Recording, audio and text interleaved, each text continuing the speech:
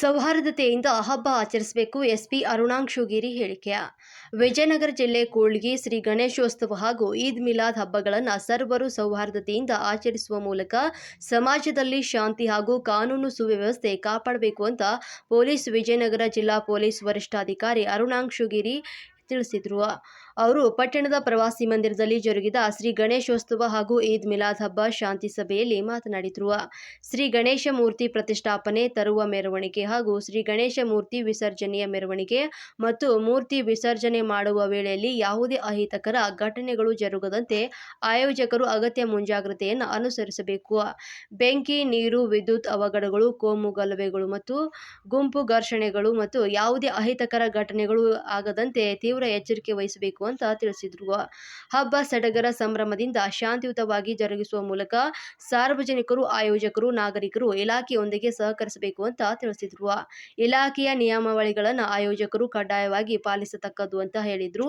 ಕೂಳ್ಗಿ DYSP Mallesh Doddamani ಮಾತನಾಡಿ, ಶಾಂತಿ ಪಾಲನೆ ಹಾಗೂ ಕಾನೂನು ಸುವ್ಯವಸ್ಥೆ ಕಾಪಾಡಲು ಇಲಾಖೆ ಸಾಕಷ್ಟು ಸಿಬ್ಬಂದಿ ನೇಮಿಸಿ ಅಗತ್ಯ ಜಾಗೃತಾ ಕ್ರಮಗಳನ್ನು ಕೈಗೊಳ್ಳಲಿದೆ ಅಂತ ಹೇಳಿದರು.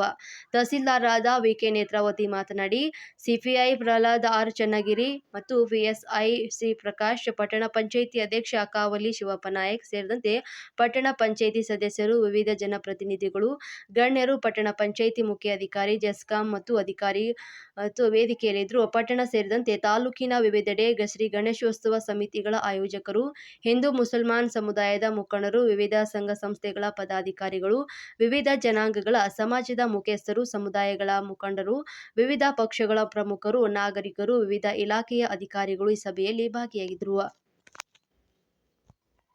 ವರದಿ VG. ರುಶ್ವೇಂದ್ರ, ಕೂಳ್ಗಿ. Heartfelt greetings to SP sir and other dignitaries on the dais. ಮೊದಲನೇದಾಗಿ ಎಲ್ರಿಗೂ ಗೌರಿ ಗಣೇಶ ಹಬ್ಬ ಹಾಗೂ ಈದ್ ಮಿಲಾದ್ನ ಶುಭಾಶಯಗಳನ್ನ ಹೇಳಕ್ಕೆ ಇಷ್ಟಪಡ್ತೀನಿ. ಈಗ DYSP ಸರ್ ಹೇಳ್ದಂಗೆ ನಾನು ಎರಡೇ ಟಾಪಿಕ್ನ ಅಡ್ರೆಸ್ ಮಾಡ್ತೀನಿ. ಒಂದು ಎಚ್ಚರದಿಂದ ಆಚರಿಸೋಣ, ಒಂದು ಸೌಹಾರ್ದತೆಯಿಂದ ಆಚರಿಸೋಣ. Kudligi is a different place where we witness communal harmony. So ಅದನ್ನ ನಾವು ಅಂದ್ರೆ ಸೌಹಾರ್ದತೆ ನಮ್ಮಲ್ಲಿ ತುಂಬಾ ಇದೆ, ಕೋಮು ಸೌಹಾರ್ದತೆ. ಅದನ್ನ ನಾವು ಇಡೀ ಜಿಲ್ಲೆಗೆ ಮಾದರಿಯಾಗಿ ಇರೋಣ ಅಂತ ಹೇಳ್ತೀನಿ. ವಿಜೃಂಭಣೆಯಿಂದ ಆಚರಿಸಿ, ಹಂಗೆ ಪರಿಸರ ಸ್ನೇಹ ಆಗಿ ಕೂಡ ಇರ್ಲಿ. ಆಮೇಲೆ ಸರ್ ಇನ್ಸ್ಟ್ರಕ್ಷನ್ಸ್ ಕೊಟ್ಟಂಗೆ ಬ್ಯಾನರ್ದು ಕೂಡ ಕನ್ಸರ್ನ್ಡ್ ಡಿಪಾರ್ಟ್ಮೆಂಟ್ ಇಂದ ಪರ್ಮಿಷನ್ ತಗೊಳ್ಳಿ. ಇವ್ರಿಗೂ ಕೂಡ ಇನ್ಸ್ಟ್ರಕ್ಷನ್ಸ್ ಕೊಟ್ಟಿದ್ದೀನಿ ಫ್ರಮ್ ಬೋತ್ ಪಟ್ಟಣ ಪಂಚಾಯತಿ ಅಂಡ್ ಗ್ರಾಮ ಪಂಚಾಯತಿಯಿಂದ. ಸೊ ನೀವೇನೇ ಅಪ್ಲಿಕೇಶನ್ ಕೊಟ್ಟರು ಕೂಡ we consider it and we validate it and ನಾವು ಪರ್ಮಿಷನ್ ಕೊಡ್ತೀವಿ. ಸೊ ಕಾನೂನು ಕೈಗೆ ತಗೊಳ್ಳುವಂತ ಕೆಲಸ ಯಾರು ಮಾಡಬೇಡಿ. ಬಿಕಾಸ್ ತುಂಬಾ ಕಟ್ಟೆಚ್ಚರವಾಗಿ ಆಚರಣೆ ಇದ್ರೂ ಕೂಡ ವಿಜೃಂಭಣೆಯಿಂದನೂ ನಡೀಲಿ ಅನ್ನೋದು ನಮ್ಮ ಆಶಯ. ಐ ಹೋಪ್ ತಾಲೂಕು ಆಡಳಿತ ಮತ್ತು ಪೊಲೀಸ್ ಇಲಾಖೆ ಎರಡು ನಿಮಗೆ ಸಹಕಾರ ಕೊಡ್ತೀವಿ.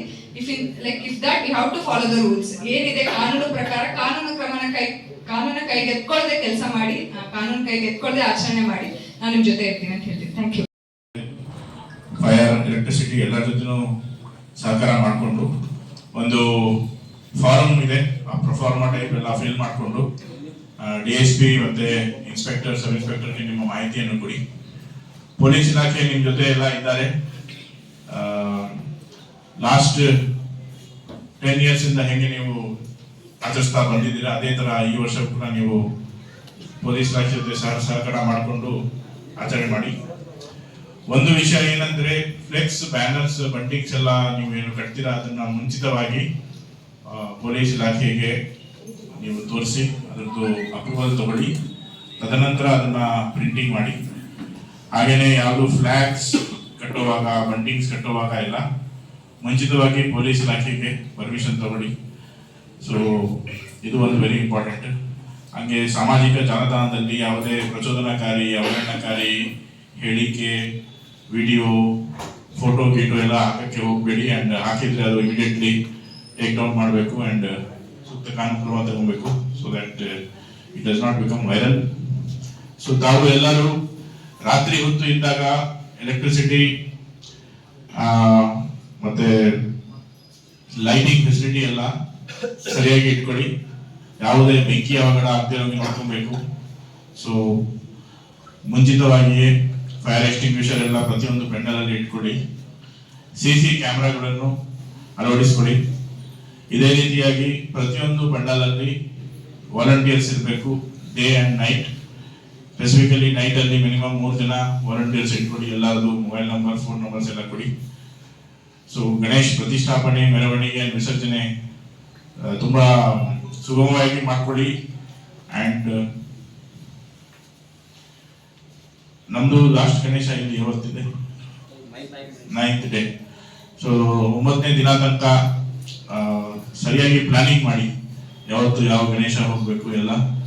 ಸೊ ಸರಿಯಾಗಿ ಪ್ಲಾನಿಂಗ್ ಮಾಡಿಕೊಂಡು ಪೊಲೀಸ್ ಇಲಾಖೆಗೆ ಪೂರ್ಣ ಸಹಕಾರ ಕೊಡಿ. ಬೇರೆ ಏನು ಜಾಸ್ತಿ ಹೇಳೋಕ್ಕೆ ಹೋಗಲ್ಲ. ಎಕ್ಸ್ಟ್ರಾ ಇನ್ಸ್ಟ್ರಕ್ಷನ್ಸ್ ಏನಿದೆ ನಿಮಗೆ DSP ಮತ್ತೆ ಇನ್ಸ್ಪೆಕ್ಟರ್ ಕೊಡ್ತಾರೆ. All the best. ಮತ್ತೆ ಎಲ್ಲರಿಗೂ ಮತ್ತೆ ನಾನು ಗಣೇಶ ಹಬ್ಬದ ಶುಭಾಶಯಗಳನ್ನು ಕೊಡ್ತೀನಿ. ಇವತ್ತು ಈ ಶಾಂತಿ ಸಭೆಯ ಗಣ್ಯ ಅಧ್ಯಕ್ಷತೆಯನ್ನು ನಮ್ಮ ನೆಚ್ಚಿನ SP ಸಾಹೇಬರು ವಹಿಸಿಕೊಂಡಿದ್ದಾರೆ.